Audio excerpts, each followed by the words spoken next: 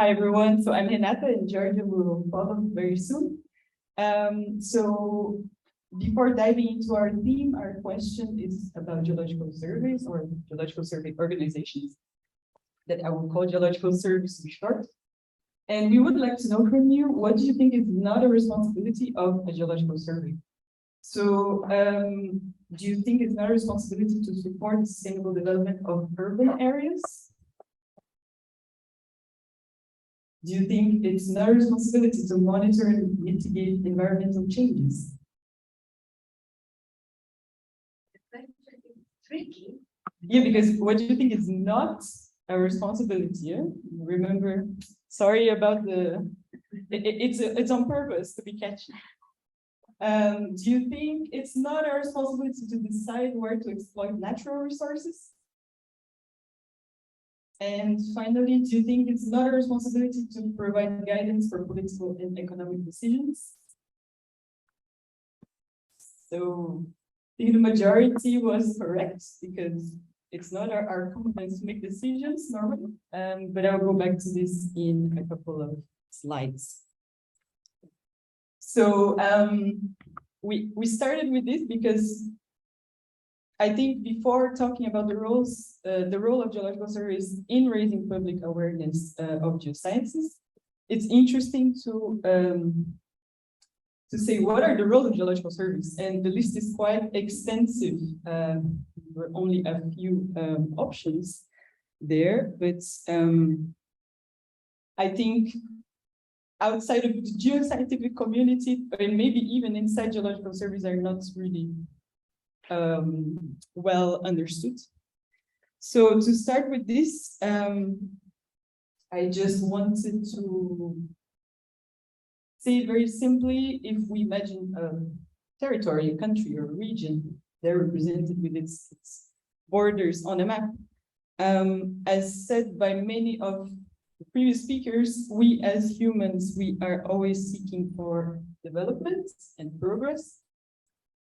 And we need a bunch of basics for that. We need food, we need housing, we need energy, we need industries, and so on, infrastructure in general.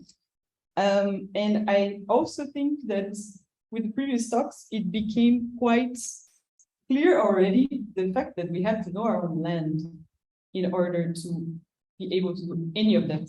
So it's really the basic to know your own land to be able to progress.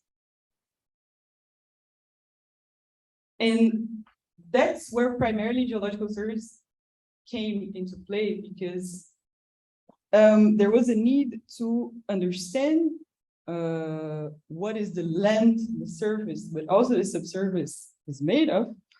And geological surveys have been essentially data and expertise providers. But as most of you guessed correctly, even though mostly being part of the public sector, as organizations of the public sector, we're not really making decisions about this, but it is our responsibility, I would say, to promote the good use of this knowledge. And the list of applications of that goes on and on. Just these bubbles around there just show a few examples for you, and many of those were discussed today: natural resources, monitoring strategies, mitigation strategies, geoheritage, and so on. So that's kind of the origins and current state of play of what geological surveys do. And in Europe, I don't know if you are aware, but pretty much every country has a geological survey. You see their symbols there popping up. And some countries like Belgium have even regional geological surveys. And additionally, in Europe, there's a sort of umbrella organization of the European Geological Surveys. And I wanted to show you that because I think it gives an idea of the privileged position that we have in terms of network to tackle the big challenges, because there is really already a solid collaborative network in place. And then among the big challenges, many of those were discussed already today, we have the Geoscience Awareness Challenge. So just to illustrate it a little bit, we did a little experiment using Google Trends, basically to show the relative interest of different terms that you can search on Google Engine. It's quite fun to mess around with it. But there, in blue, you see the relative interest is sort of from 0 to 100, 100 being the highest. And in there, in blue, you see the historical interest, which goes since 2004 when they started to collect this data. And geology there in blue, if we compare it with terms of more specific areas within the geosciences, it's no surprise that geology actually has quite a higher interest, but this is really dwarfed if we compare it with some other terms, for example, engineering, medicine, biology. And this is kind of just a fun illustration, let's say, but this has real implications in real life, or this is maybe showing what we're experiencing in real life.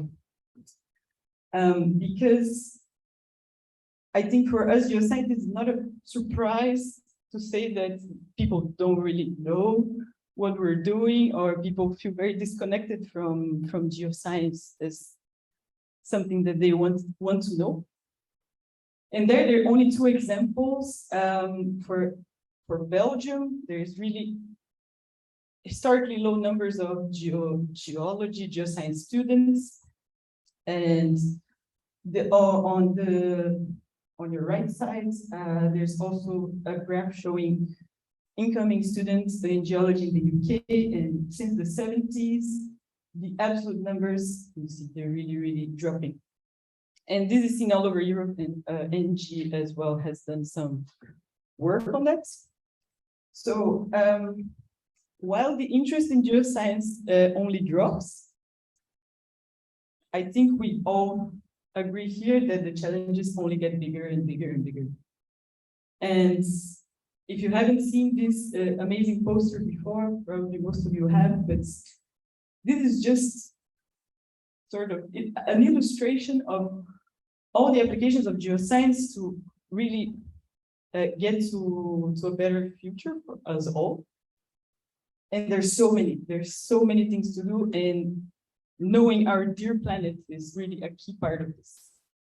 So more than ever, we need more professionals, more enthusiasts, more citizen geoscience, and so on, to be able to tackle together these big challenges to come. And now Giorgia will continue. Thank you. So yes, hello, I'm Giorgia, and now I will describe to you what are the actions that are actually being taken by the geological surveys in Europe. I will start with a short overview of what we are doing here in Belgium at the Geological Survey of Belgium.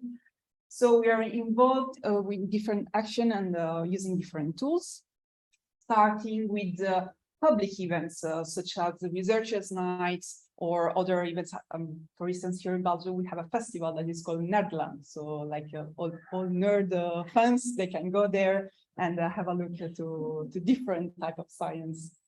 So those type of events, I firmly believe, but a lot of us believes that are very important to show to kids and to also families and adults as well, the fun part of science, but it's a very good way to involve them in interesting topics. Then also here in Belgium, I don't know if it's also for other countries, but high school students here, they can do 3 days of internship in some institute or companies, so they can actually have a hands-on experience of what the profession that they would like to do looks like. And this is very nice. At least here we try to organize it like 1 day of field work, 1 day in the lab, and another day to just look around and actually understand how do we work. Then, of course, like everyone else, we are on social media and we are on different platforms because, of course, as we know, we want to involve different type of public. So we have LinkedIn and Twitter for a more professional audience, and Instagram and Facebook for more general, for students, for non-scientific, let's say, for the non-scientific population. Then as well, here we have also, we started to produce some interesting videos that also, as we saw with your presentation, to create videos to involve the population, to have the chance to see what's your heritage, because here these videos, they were filmed, yes, here in the south of Belgium, to explain a bit the creation of caves and how the relationship between the housing, so the stones that we use for the house, where they come from, what's their histories, what's their formation. So it's really interesting for everyone, I would say, to have a look at this. As well, we have, of course, websites. So if everyone, if anyone wants to have some information about what is a geological survey, they can go there. They can see the projects that they're involved. They can access data set. It's very important to have open data, open map. So if someone wants to know, wow, what's under my feet near my place, my house, so they can go there and actually see on the map which type of rock they can find in the surroundings. As well, very important thing is also, I think, the production of books. So writing books, either about some specific topics or about, for instance, this picture here is about the history of the geological surveys. So how they were born, what's the story behind it, what they were involved with. And last but not least, at least in normal, as normal, like personal motivation and personal involvement of geologists in the surveys, we usually try to be involved in other public events like Software Science or Bit of Science or Skype Scientist. I don't know if you were involved with it. So one option as well for surveys would be to endorse this type of activity. They are not only addressing geologists, but also other type of scientists. So it's like open science, but it would be very nice for surveys as well to endorse publicly these type of actions. What are we doing? It's also in line what all other geological surveys are doing. We are not the only one doing this. For instance, here we have some examples from web pages from different geological surveys around Europe.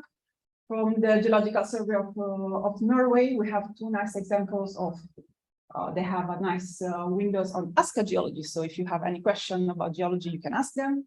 They have also what I was saying before. If you want to know what's under your house, there is like a geology of my municipality. So you can tap your address and you can have some nice overview about that. As well, they are all involved in public events, in festivals.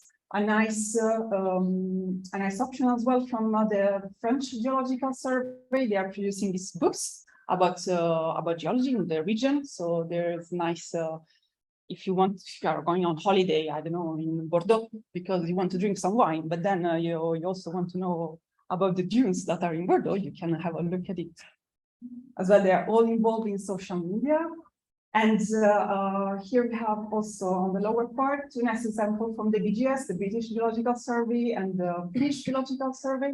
They have some windows in their, some parts in their website where they actually address actual topics like climate change, earth hazards, or all topics that we already seen today.